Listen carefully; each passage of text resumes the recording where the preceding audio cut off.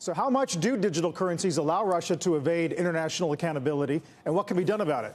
Here to help us break it down, shed some light on today's executive order as well, Yahya Fannouzi, former economic analyst at the CIA, Alex Zerton, founder of digital asset advisory firm Capital Peak Strategies, and Michelle Bond, the CEO of Association for Digital Asset Markets. It's great to have you tonight. Thanks for the time.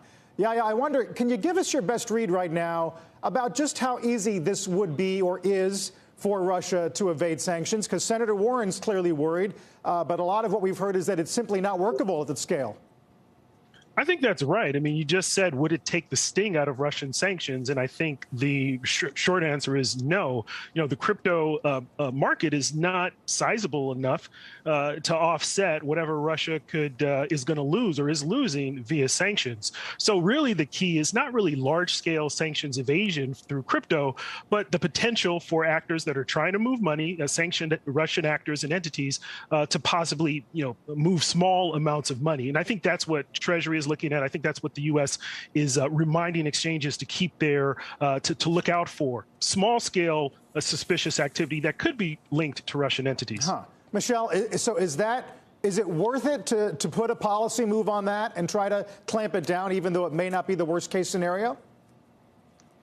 So, look, I think this is something a lot of Washington is talking about. It's not just Elizabeth Warren, but certainly we have seen the tweets, the letters, the media stories coming from Senator Warren about this issue. It actually doesn't track what both Treasury and the NSC have said. They've both relayed that it would be difficult to nearly impossible for a state the size of Russia to use crypto to evade sanctions. So I think the broader worry is that sanctioned individuals, such as an oligarch, could use crypto on a personal level to evade sanctions. And that's why we are working on so many different partnerships with the U.S. government to identify assets of sanctioned individuals, and that's what's going to be key.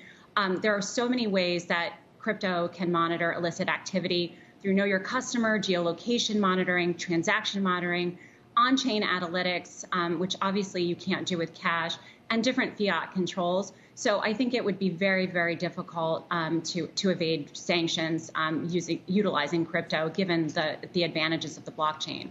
Yeah. Alex, I wonder, we've been talking a lot about, for example, consumer products companies who've been under pressure to pull out of Russia.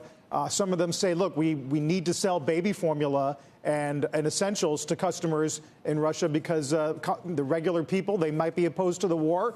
They need access to those things. Does that apply to crypto, where at least they have some, as Coinbase would argue, access to basic financial services? Yeah, thank you. So sanctions are a floor. They're absolutely not a ceiling.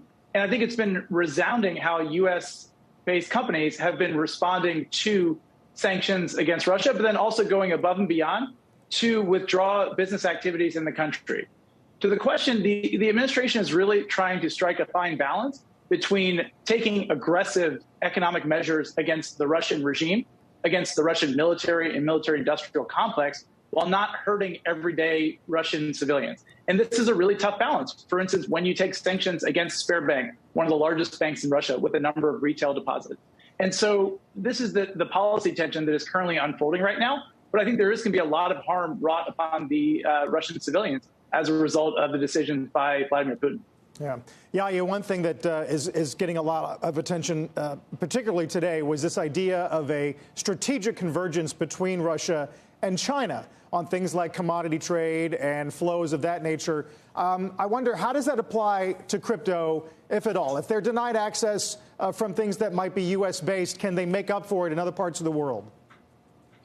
Well, that's going to be very difficult. I mean, you mentioned China, and, China is actually known for not having a very hospitable and robust crypto market right now, right? I mean, the digital currency is the Chinese digital currency, the state digital currency. So I don't think you would see that in the short term. But I would say we've been watching actually for the past few years that sanctioned states have actually shown an interest in creating alternative financial payment channels and markets, some of it based on blockchain experimentation, coming up with a digital currency. We've seen this from Iran to Venezuela, and of course China as well as an adversary is developing its own digital currency. So there's more maybe a long-term concern there that a